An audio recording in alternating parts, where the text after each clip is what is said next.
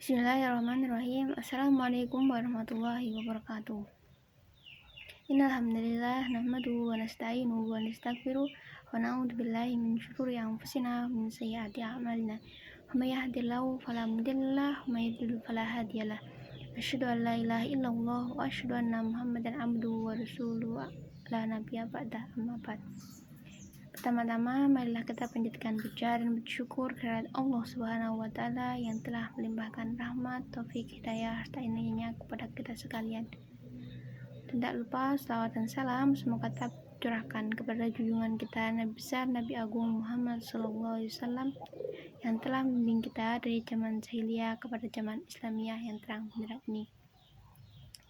Sebelumnya izinkan saya untuk memperkenalkan diri. Nama saya Asya Khudrofi dengan NIM 2011111032 dari Prodi Ilmu Al-Quran dan Tafsir, Fakultas Usuluddin dan Dakwah, Institut Agama Islam Negeri Surakarta. Di sini saya akan membawakan kultum dari surat 8 ke 19, yaitu surat Al-Kahf, surat Maryam ayat 1 sampai 5. A'udzu billahi minasyaitonir rajim. Bismillahirrahmanirrahim. Kaf ha ya ain shad. Dzikru rahmati rabbika 'abdahu Zakaria idz nada rabbahu nidaan khafiyya. Qala rabbi inni wahanal 'azmi washta'ala ar-ra'su shayban wa lam akun bidu'aika rabbi shaqiyya. Wa inni hifdzu mawaliya min wara'i wa kanat imraati 'aqiran fabali min ladunka waliya, yang artinya A'udzubillahi minasyaitonirrajim, aku berlindung kepada Allah dari setan yang terkutuk. Bismillahirrahmanirrahim, dengan menyebut nama Allah yang Maha Pengasih lagi Maha Penyayang. Kaf ha ya ain shad, artinya kaf ha ya ain shad. Dzikru rahmati rabbika 'abdahu Zakaria, yang dibacakan adalah penjelasan tentang rahmat Tuhanmu kepada hambanya, yaitu Nabi Zakaria. Idnada rabbahu nidaan khafiyya, yaitu ketika Nabi Zakaria berdoa kepada Tuhannya dengan suara yang lembut. Qala rabbi inni wahanal 'azmu minni washta'ala ar-ra'su shayba wa lam akun bidu'aika rabbi shaqiyya. Dia Zakaria berkata, ya Tuhanku, sungguh terangku telah lemah dan kepalaku telah dipenuhi uban, dan aku belum pernah kecewa dalam berdoa kepadamu, ya Tuhanku. Wa inni hifdzul mawaliya min wara'i wa kanat imraati 'aqiran fahabli min ladunka waliya. Dan sungguh aku khawatir terhadap kerabatku sepeninggalanku, padahal istriku seorang yang mandul, maka anugerahilah aku seorang anak dari sisimu. Surat Maryam ini yaitu masuk dalam urutan ke-19 di dalam surat Al-Quran. Dia termasuk kategori surat Makkiyah, di mana surat Makkiyah pada umumnya mayoritas mengisahkan tentang penetapan wujud Allah Subhanahu wa Ta'ala dan kebesarannya, serta penetapan kebangkitan kembali dari hari pembalasan melalui penuturan kisah-kisah sejumlah nabi. Akad nabi yang pada intinya yaitu Makkiyah biasanya menjelaskan mengenai akidah, keyakinan, dan iman.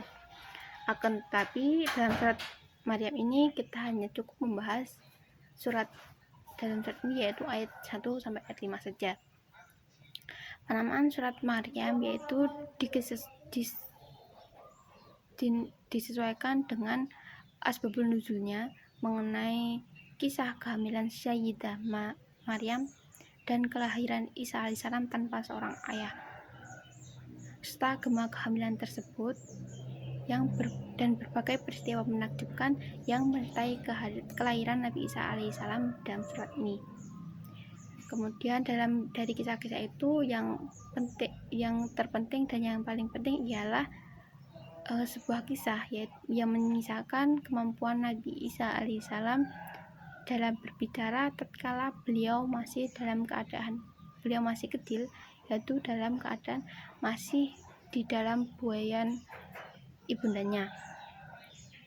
Kemudian kesesuaian surat Maryam dengan surat sebelumnya ialah yaitu di surat Al-Kahfi, yaitu surat sebelumnya yaitu surat Al-Kahfi, kemudian surat ini surat Maryam, yaitu kedua surat ini sama-sama mengisahkan tentang kisah-kisah yang menakjubkan, yang mana di surat Al-Kahfi mengisahkan mengenai kisah Ashabul Kahfi, di mana di situ mereka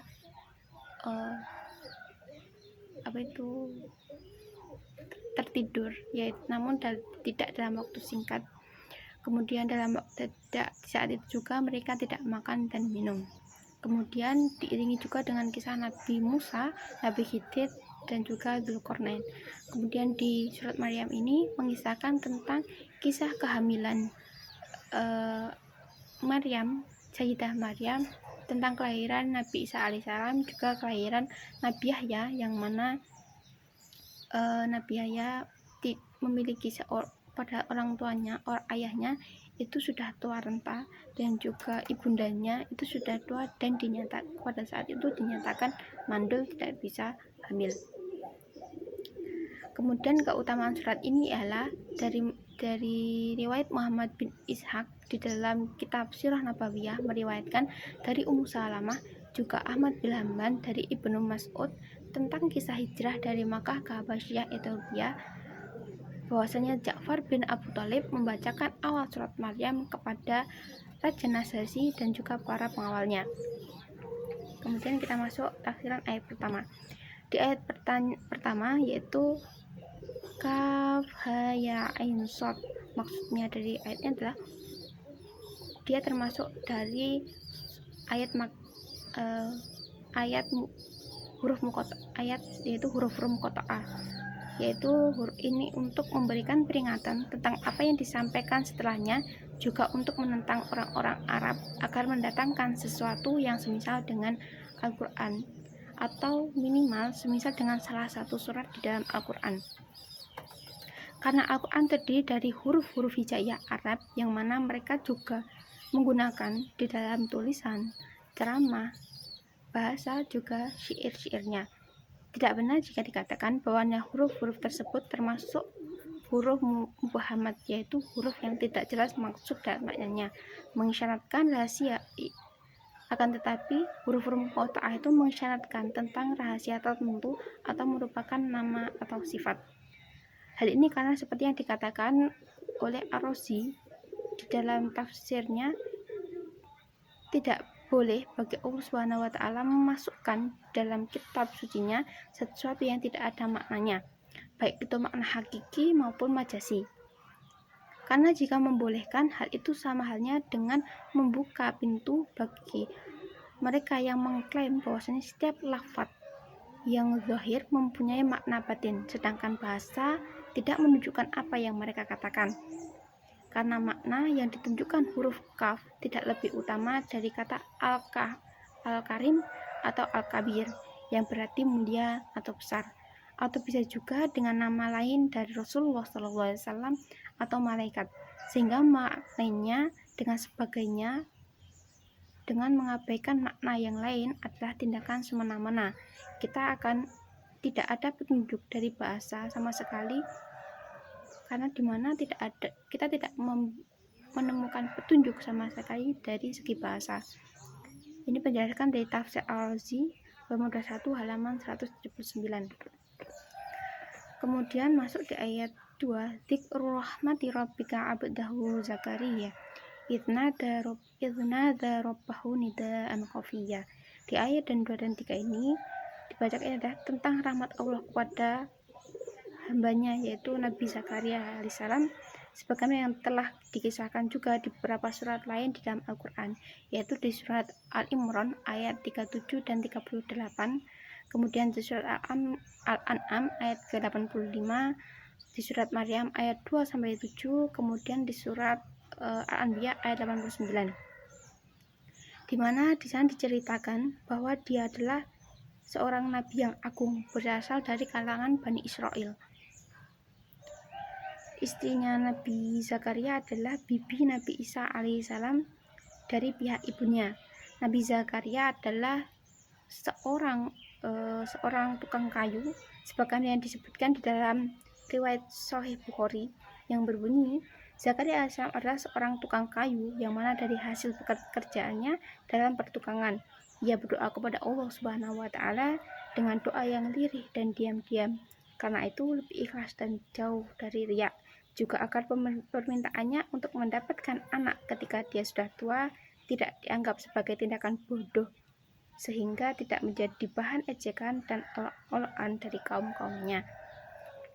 Maksud dari penyebutan rahmat Allah dalam ayat ini adalah telah tercipta dan diperolehnya rahmat tersebut oleh Nabi Zakaria setelah dikabulkannya doa-doa yang dipanjatkan oleh beliau, yaitu diberikannya beliau seorang anak, yaitu Nabi Yahya,